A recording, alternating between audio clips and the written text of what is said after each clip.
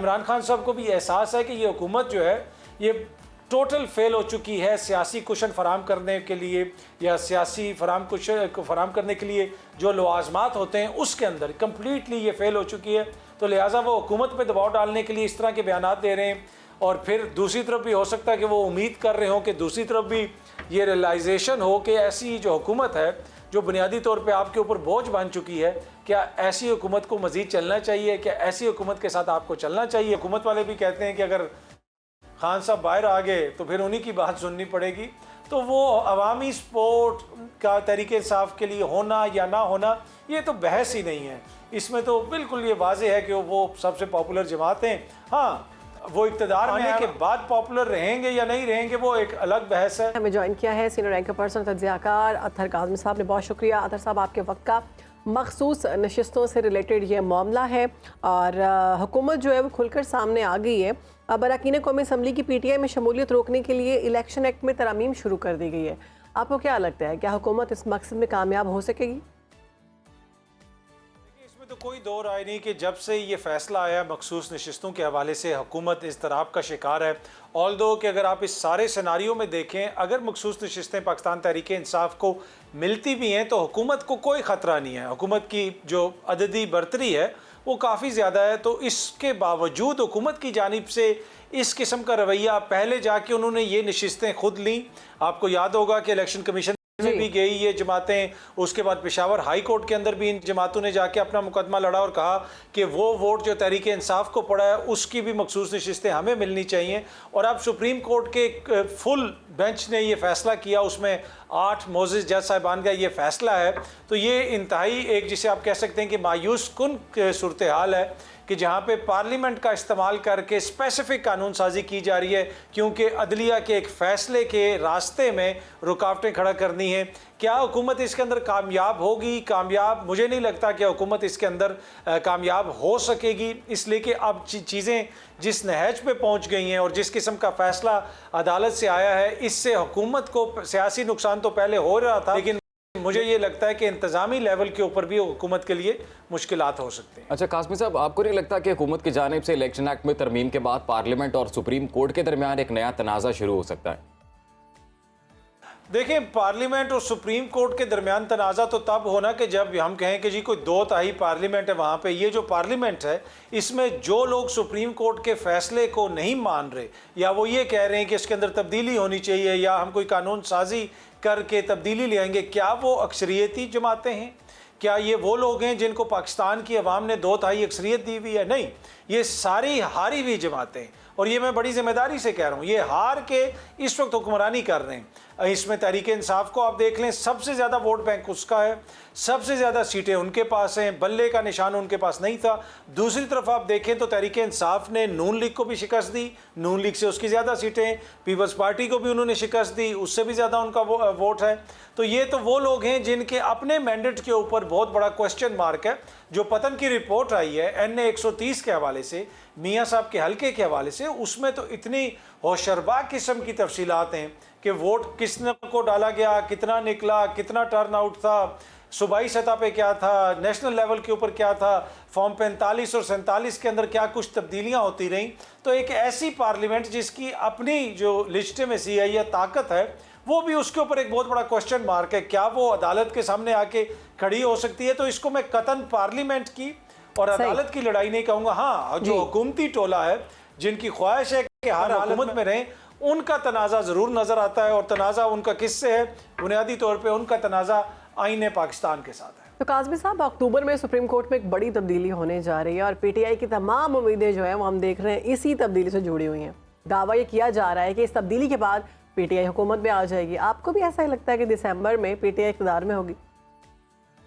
मुझे कोई ऐसा नहीं लगता कि जो है बहुत बड़ी कोई तब्दीली ऐसी आ जाएगी और तहरीक इंसाफ इक़्तिदार में आ जाएगी। क्या हो जाएगा अक्टूबर में? नए चीफ जस्टिस साहब आएंगे, तो जो नए चीफ जस्टिस साहब आएंगे वो भी पहले भी इसी मुल्क में हैं, पहले भी यहाँ वो अदलिया का हिस्सा हैं।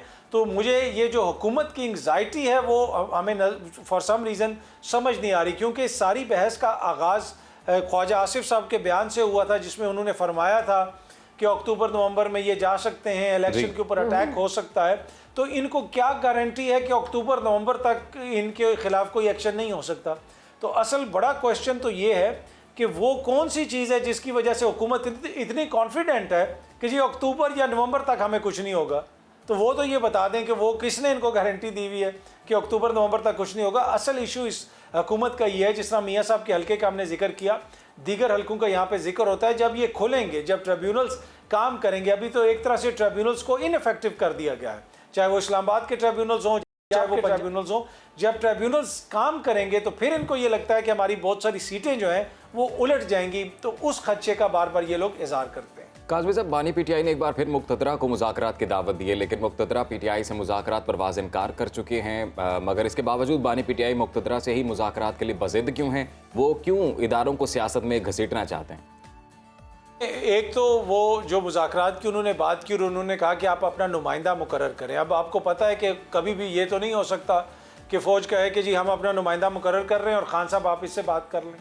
माजी में जब भी बातचीत होती है कभी वो सामने तो नहीं होती। जब परवेज़ मुशर्रफ साहब थे उस दौर के अंदर जो बीबी की भी बात होती रही, दीगर सियासी कुव्वतें भी इंगेज करती रही, वो तो बैकग्राउंड में होती हैं, सामने तो कुछ भी नहीं होता। और ख़ान साहब को भी इस चीज़ का इदराक है। ये तो नहीं होगा कि कल फ़ौज आके कहेगी कि जनाब हमने अपना नुमाइंदा तो आप इससे बात कर लें, ऐसा तो नहीं होगा। मेरे ख्याल में ये दबाव डालने की कोशिश है और स्पेशली हुकूमत के ऊपर दबाव डालने की कोशिश है। इस किस्म की बातें की जा रही हैं जहाँ पे हुकूमत की जो एंग्जाइटी है उसमें मज़ीद इजाफा हो। जिस तरह अक्टूबर नवंबर का जिक्र हो रहा है, उसी तरीके से अब खान साहब ने पहले भी कुछ ऐसी बातें की और उससे ये तासुर मिला कि वो जो है इदारों को अब टारगेट नहीं कर रहे, इदारों के हवाले से उस तरीके से इल्ज़ामात नहीं लगा रहे। और ये वो बयानिया है जो हुकूमत वाले दोस्त बार बार कहते थे कि पाकिस्तान तहरीक इंसाफ मुल्क को नुकसान पहुंचा रही है, इमरान खान साहब इदारों को टारगेट कर रहे हैं। बहुत सारी बातों से हो सकता है हम इख्तलाफ करें, बहुत सारी बातों से हो सकता है हम इत्तफाक करें, लेकिन बहुत सारे लोग कहते थे कि ये बात ठीक है, इदारों को टारगेट नहीं करना चाहिए। अब वही हुकूमत ये कह रही है कि जी इमरान खान ने तो तरले मिन्नतें कर रहा है, वो माफ़ी मांग रहा है, वो क्यों जनाब जो है इनसे मुज़ाकरात की बात कर रहा है, वो क्यों इनके ऊपर तनकीद ना करने की बात कर रहा है। तो अब समझ नहीं आती कि असल में हुकूमत की ख्वाहिश क्या है। लगता ये है कि खान साहब ने भी इस चीज़ को भांप लिया है कि हुकूमत के ऊपर बहुत ज़्यादा दबाव है। इस वक्त आप देखें जो सूरत हाल है मुल्क के अंदर, कहीं पे भी आपको हुकूमत उस तरह ज़ेर बहस नज़र नहीं आती। जब इमरान खान की हुकूमत थी, यहाँ पे कहा गया कि वो सिलेक्टेड है, उसको ज़बरदस्ती जितवाया गया, उसको इस्टेब्लिशमेंट लेके आई। लेकिन जब तनकीद होती थी, जब बुरा भला कहा जाता था तो इमरान खान की ज़ात को कहा जाता था। इस वक्त अगर आप सूरत हाल देखें, ग्वादर से लेके मालाकंड तक जहाँ पे भी एहतजाज हो रहा है, हुकूमत पे तो कोई बात ही नहीं कर रहा। बहस सारी इदारों की तरफ है, तनकीद सारी इदारों के ऊपर है। तो इस चीज़ का इमरान खान साहब को भी एहसास है कि ये हुकूमत जो है ये टोटल फेल हो चुकी है सियासी कुशन फराम करने के लिए, या सियासी फराम करने के लिए जो लवाजमात होते हैं उसके अंदर कम्प्लीटली ये फेल हो चुकी है। तो लिहाजा वो हुकूमत पे दबाव डालने के लिए इस तरह के बयानात दे रहे हैं। और फिर दूसरी तरफ भी हो सकता है कि वो उम्मीद कर रहे हो कि दूसरी तरफ भी ये रियलाइजेशन हो कि ऐसी जो हुकूमत है जो बुनियादी तौर पे आपके ऊपर बोझ बन चुकी है, क्या ऐसी हुकूमत को मज़ीद चलना चाहिए, क्या ऐसी हुकूमत के साथ आपको चलना चाहिए। और जो हुकूमत की ख्वाहिश है वो ये है कि तहरीक इंसाफ और इदारों के दरमियान तनाव रहे और सियासी तौर पर उसका हम फ़ायदा उठाते रहें। तो ये इस वक्त सूरत हाल है। काज़मी साहब, महंगाई और बिजली बिलों के खिलाफ जमात इस्लामी का धरना जारी है, जिसे सोशल मीडिया पर खूब पसंद किया जा रहा है, पजराई भी मिल रही है। मगर पीटीआई एक बड़ी अपोजिशन जमात है, वो अब तक अवामी सतह पर एक मुनज़्ज़म एहतजाज करने में नाकाम दिखाई दे रही है। इसकी क्या वजह? देखिए, जमात इस्लामी जो जिन इश्यूज़ के ऊपर बात वो कर रहे हैं, चाहे वो बिजली हो जाए, महंगाई हो जाए, यकीनन ये वो इश्यूज़ हैं जिससे सब लोग मुतासिर हो रहे हैं। लेकिन जिस तरह जमात इस्लामी एहतजाज कर रही है, पाकिस्तान तहरीक इंसाफ को तो वैसे एहतजाज करने की इजाज़त नहीं है। पंजाब के अंदर दफ़ा 144 है, जमात इस्लामी की लीडरशिप के ऊपर अब तक 144 के कितने मुकदमे हुए, दहशतगर्दी के कितने मुकदमे हुए, कितनी उनकी लीडरशिप को उठा लिया गया। और जो सलूक पाकिस्तान तहरीक इंसाफ के साथ होता है, इवन उनके लॉयर्स के साथ होता है, अगर वो लाहौर में भी माल रोड पे निकल आए तो वो आपको सिचुएशन नज़र आती है। तो मेरे ख्याल में दो डिफरेंट सिचुएशंस हैं। तहरीक इंसाफ एक डिफरेंट सर्कमस्टांसिस के अंदर ऑपरेट कर रही है और जमात इस्लामी को हमें लगता है ऐसे है कि काफ़ी हद तक उनके साथ नरमी है। और हुकूमत का ये फ़ैसला कि बाकी सब के लिए ये इख्तियारात भी हैं, नरमी भी हैं, ये हकूक़ भी हैं, लेकिन पाकिस्तान तहरीक इंसाफ को वो किसी किस्म की स्पेस देने के लिए तैयार नहीं है। बाकी अगर तहरीक इंसाफ बंदे बाहर नहीं निकाल सकती, बड़ी कोई कंपेन नहीं चला सकती, तो फिर हुकूमत को किस चीज़ का डर है, किस चीज़ का खदशा है? दें उनको जलसे जुलूस की इजाज़त। और दूसरी तरफ ये क्रिटिसिज्म भी जायज़ है, अब जो एहतजाजी तहरीकें होती हैं वो NOC लेके तो नहीं चलती हैं कि मुझे NOC दें, मैंने आपको बुरा भला कहना है, ऐसे तो कोई NOC नहीं देता। तो ये तनकीद भी होती है तहरीक इंसाफ वालों के ऊपर कि उनकी ख्वाहिश है कि बस ये NOC खेलते रहें और कोई हमें बड़ा अवामी इज्तिमा ना करना पड़े। तो ये दोनों बातें जो हैं इसमें कुछ हद तक सदाकत है। ठीक है अतर साहब, PTI 5 अगस्त को जलसा करने जा रही है और ये दावा किया जा रहा है कि 5 अगस्त को एक नई तहरीक का आगाज होगा। क्या इस मुश्किल सूरत हाल में PTI बड़ी तादाद में अपने कारकुनों को बाहर निकालने में कामयाब हो सकेगी? देखिए, अगर 5 अगस्त को जलसा खैबर पख्तूनख्वा में होता है तो मेरा नहीं ख्याल कि बड़ी तादाद में लोगों को निकालना कोई बहुत बड़ा मसला होगा। इस वक्त भी अगर किसी की मकबूलियत है पाकिस्तान में तो वो पाकिस्तान तहरीक इंसाफ की है। आज हुकूमत कह दे कि जी जलसे की इजाज़त है और तहरीक इंसाफ अपना पावर शो करे, तो मेरे ख्याल में वो पाकिस्तान की तारीख का सबसे बड़ा भी जलसा कर सकते हैं। तो इसमें तो कोई दो राय नहीं है। जिस किस्म का माहौल यहाँ पे बनाया गया है, जिस किस्म का क्रैकडाउन हुआ, वो सब कुछ हमारे सामने है। और इसी वजह से हुकूमत वाले भी कहते हैं कि अगर खान साहब बाहर आ गए तो फिर उन्हीं की बात सुननी पड़ेगी। तो वो अवामी सपोर्ट का तरीके इंसाफ के लिए होना या ना होना, ये तो बहस ही नहीं है। इसमें तो बिल्कुल ये वाज़ेह है कि वो सबसे पॉपुलर जमात हैं। हाँ, वो इक़्तिदार में आने के बाद पॉपुलर रहेंगे या नहीं रहेंगे वो एक अलग बहस है। ऑपोजिशन में इस वक्त तहरीक इंसाफ का किसी से मुकाबला नहीं है, मेरे ख्याल में उनको कोई चैलेंज नहीं। सही। काज़मी साहब, IPPs के मामले में बात कर लेते हैं। मुल्क में ये बड़ा मसला बनी हुई है। IPPs से होने वाले मुआहदे अवाम के सामने लाने और उन्हें ख़त्म करने का मुतालबा ज़ोर पकड़ा है, मगर हुकूमत को हम देख रहे हैं कि वो इस मामले पर बेबस दिखाई दे रही है या बेबसी का इजहार कर रही है। इसकी क्या वजह है? देखें, ये जो IPPs का मामला है, आपको पता है 1994 से IPPs मुल्क में लगे हुए हैं और इसमें अब जो शख्सियात आके अपना हिस्सा डाल रही हैं, इसमें दो चीज़ें। एक चीज़ तो कोई इसमें शक नहीं है कि बहुत बड़ा मसला है, इसको देखने की ज़रूरत है, लेकिन क्या इसका कोई हल निकलेगा? क्या इसके जो सारी बहस हो रही है इसके नतीजे में कोई मामला सेटल हो जाएंगे? ऐसा कुछ भी नहीं होगा। ये इस वक्त जो अवामी गुस्सा है एक तरह से उसको भी कंट्रोल किया जाएगा, फिर IPPs के ऊपर दबाव डालने की कोशिश होगी कि मामलात को जो है रीनेगोशिएट किया जाए, लेकिन इसमें सॉवरन गारंटीज़ वगैरह भी हैं। तो मुझे ये मामलात इतनी जल्दी हल होते हुए नज़र नहीं आ रहे। दूसरा, फिर इसके ऊपर जो शख्सियात सामने आ रही हैं वो ऐसे हैं कि उनको देख के वैसे ही अवाम के जहनों में बहुत सारे सवाल खड़े हो जाते हैं। गौर एजाज साहब वो निगरान वज़ीर थे, उस दौर में उन्होंने कितनी दफ़ा IPPs की बात की, अभी चंद महीने पहले की बात है। काकड़ साहब, उन्होंने भी उस दिन प्रेस कॉन्फ्रेंस की, वो निगरान वज़ीर आज़म थे। वो पूरी दुनिया घूमते रहे, अमेरिका गए, बरतानिया गए, पेरिस गए, सऊदी अरब गए, उन्होंने यूनिवर्सिटीज़ में गए, हर किस्म की उन्होंने बात की। IPPs के ऊपर उन्होंने कितने प्रोग्राम किए, कितनी बातें की, कितनी प्रेस कॉन्फ्रेंसेस की।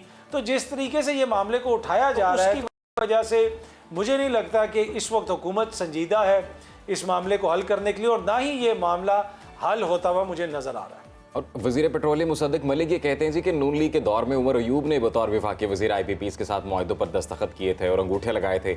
उमर अयूब ने उस वक्त मुआहदों की मुखालफत क्यों नहीं की? तो मुसद्दिक मलिक का ये सवाल कितना जायज़ है? बड़ा जायज़ है जी। अगर उमर अयूब साहब ने उस वक्त किए थे तो किए किसकी तरफ से थे? उन्होंने उस वक्त उमर अयूब साहब क्या वहाँ पे कोई अवामी लीग के रहनुमा थे या उमर अयूब साहब ANP के वज़ीर थे? वो नून लीग के वज़ीर थे। नून लीग ने उनको वो जिम्मेदारी दी हुई थी और जो हुकूमत की पॉलिसी होती है तो वज़रा तो वही चलाते। तो मेरे ख्याल में ये कोई इसमें कोई इतना वज़न नहीं है। ये तो बुनियादी तौर पे वो ये कह रहे हैं, हाँ हमारी हुकूमत ने ये गलत फ़ैसले किए थे, हमारे वज़ीर आज़म ने ये गलत फ़ैसले किए थे, हमारी काबीना ने ये गलत फ़ैसले किए थे, लेकिन उस वक्त हमने ये गलत फैसले जिस शख्स से करवाए, अब वो शख्स कहीं और पे चला गया। तो इसमें तो कोई इतना जान नहीं मुझे लगता। ठीक है, बिल्कुल दुरुस्त कहा आपने, बहुत शुक्रिया आपका। अतर काज़मी साहब मर्द मौजूद थे और वह मौजूदा सियासी सूरत हाल पर हमसे गुफ्तगू कर रहे थे, अपना तज्जिया दे रहे थे।